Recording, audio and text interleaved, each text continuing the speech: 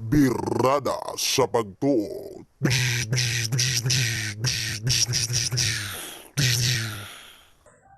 Boy no mga igala, welcome na usab sa atong tulumanon. Inyong tulumanon, atong tulumanon tanan ang biradas pagtuo. Sa gihapon ng inyong ubos nga lagad sa kahanginan si Brother Region Gapo, membros Catholic Faith Defender sa Mongga City Chapter sa daghang tagisgutan ron labi na ding atong mga kaigsuonan nga perting kugi kayo mo saway ning atong doktrina. Nga gikas pagkahimugso ani ilang simbahan hantod karon wa pa man ka move on. Oh no! O pagid ka move on taon. Sige daot is Katoliko on niya og marisbakan sa mga higala, marisbakan sa natog batikos. Bukisi-kisi sad ingnon sa tag nang daot silang pondok pero sila dito kugi kay mang daot. Anya, oy ato sang gitimbaya ning ato magkaigsuonan kanunay nagasunod og nagapamati. Di labi na ning atong mga kaigsuonan nga naning kamot sad og depensa sa atong pagtuo sa atong mga kakaubanan diha sa mga Catholic Faith Defender. Anya asang suok-suok mo dapit diri sa bahin sa Pilipinas o baka sa gawas nasod, mayong pagpaminaw kaninyo. So ding atong tema bahin aning isyu mga kaigsuonan nya ato lang tagaghusay hilabihan man kadaghaning atong ilabihan kadaghaning atong mga kaigsuonan nga dili Katoliko nga claim aning ilang mga founder nga maojog kunoy tinuod nga sinugos Ginoo. Anya atong basihan ng Biblia mga higala layo ras tinuod. Kung magpailad ani mga kaigsuonan ning ilang mga patunto, ilang mga kabuang daghan kitang ulog-ulogan ani. Anya mao lagi ni giingon dres ning ni ang ilang mga isyu nga wagi pulos. Kining ilang isyu nga gyud ug ato ning sakyan ning ilahang mga binakak mga kaigsuonan mahimo gyung murag tinuod. Mahimo gyung murag tinuod. Harabod bitaw aning ni ang mga dili Katoliko sama aning mga sulugoon kunos Ginoo. Yaning ni ang ilang ingnon nga si Anhing Felix way manalo sulugoon si Ginoo. Istorya. Anya to apay Ellen G. White mga kaigsuonan. Kaya propita kuno. Anya to apay Joseph Smith nga nagpailang propita kuno. Daghang propita ato pas Davao. Nalimot ng kong kinsay ngalan adtong tuas Davao. Kaya propita. Mo nang to apay Kibuloy nga sos angayan ra gyud siguro ning iyang apelyido Kibuloy kay pertigyong buloya. Gaglim kuno ni. So mo nang ato ni tagaaghusay mga kaigsuonan tungod kay daghan ra bang dito ani.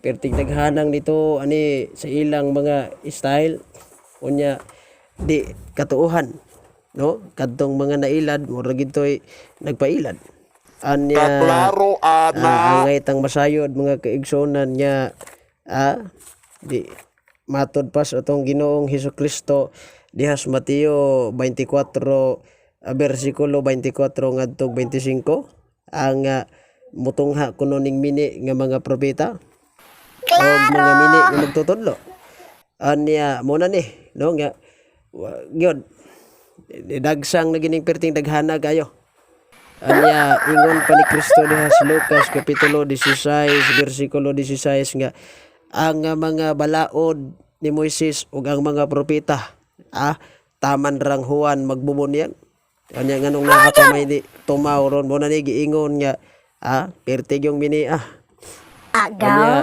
daghan ang nalimbungan matod pang San Juan diha sa